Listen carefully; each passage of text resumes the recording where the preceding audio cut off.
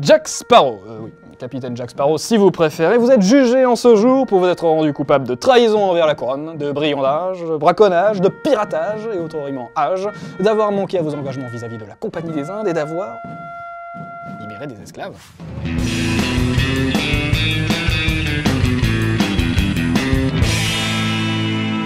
Regardez-le faire face à l'horizon avec son tricorne sur la tête, ses dreadlocks au vent, son bateau qui prend l'eau. On s'en est tous aperçus dès le 13 août 2003 en le voyant débarquer pour la première fois dans Pirates des Caraïbes, la malédiction du Black Pearl. Le capitaine Jack Sparrow était sans nul doute le pirate le plus rock'n'roll du grand écran. Depuis, on a écumé les océans à ses côtés dans 5 longs métrages, on a percé le secret du coffre maudit, on est parti jusqu'au bout du monde, on a trouvé la fontaine de Jouvence et on a bravé la vengeance de Salazar.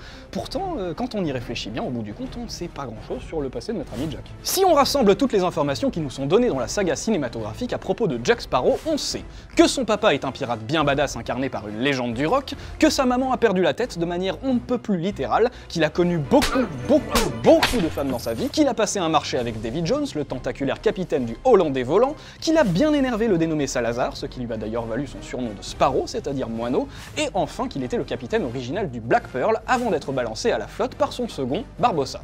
Bref, la vie d'un pirate. Bon, ok, ça fait pas mal de petites infos, mais ça laisse quand même beaucoup de questions sans réponse. Bah oui, c'était quoi la nature de ce contrat qu'il a passé avec Monsieur Poulpe? Comment a-t-il pris le commandement du Black Pearl? Et puis surtout, la vraie question, comment est-il devenu pirate? Et là, on a beau chercher partout dans les 5 films, impossible de trouver, du coup, il faut aller voir ailleurs. Pour répondre à la dernière question, en partie en tout cas, il existe cette série de livres pour enfants signée Rob Kid et qui revient sur l'adolescence du personnage.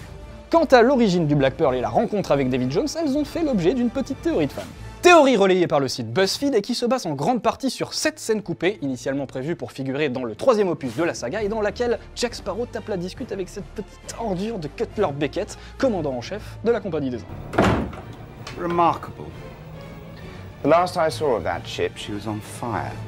A blackened hulk sinking beneath the waves. We had a deal, Jack.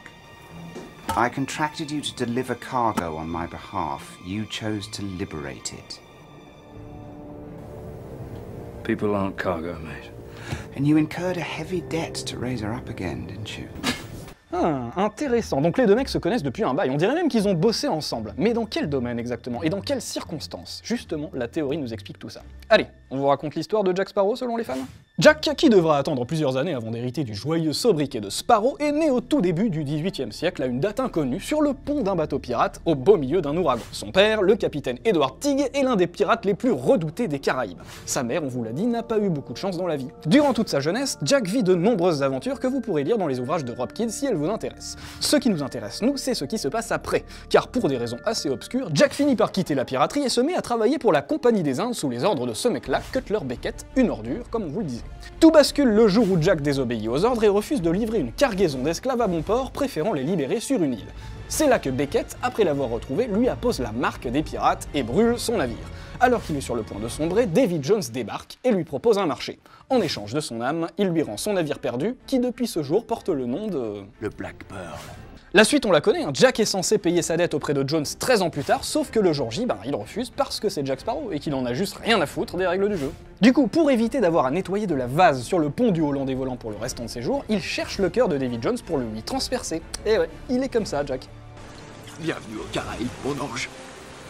Mais bref, ce qu'il faut surtout retenir de cette théorie, c'est que si Jack Sparrow est devenu pirate, ou en tout cas s'il a été marqué comme pirate et qu'il a hérité du Black Pearl, c'est uniquement parce qu'il a refusé de vendre des esclaves. Du coup, ça nous fait quand même revoir le personnage sous un jour totalement différent.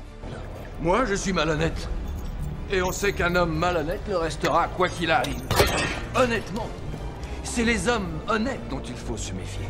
Parce qu'on peut jamais prévoir à quel moment ils feront un truc incroyablement stupide. Et du coup, petite question juste comme ça, on sait combien d'esclaves il a libérés exactement? Selon la théorie, il s'agirait très exactement d'une centaine de personnes. Comment on le sait? Eh bien tout simplement parce que Davy Jones, au moment de renégocier son contrat avec Jack Sparrow, a des exigences très précises. Alors dis-moi, selon toi, combien d'âmes vaut la mienne? Une bonne centaine, tout juste. Donc si on récapitule, pour payer sa dette, Jack doit finalement rembourser les 100 personnes qu'il avait délivrées. Tout finit toujours par se payer, sauf peut-être quand on est un pirate. Ça tombe bien, Jack Sparrow est sans aucun doute le pirate par excellence, mais un pirate humaniste, car ainsi qu'il le déclare, tous les trésors ne sont pas d'argent et d'or. Et ça, c'est pas une théorie.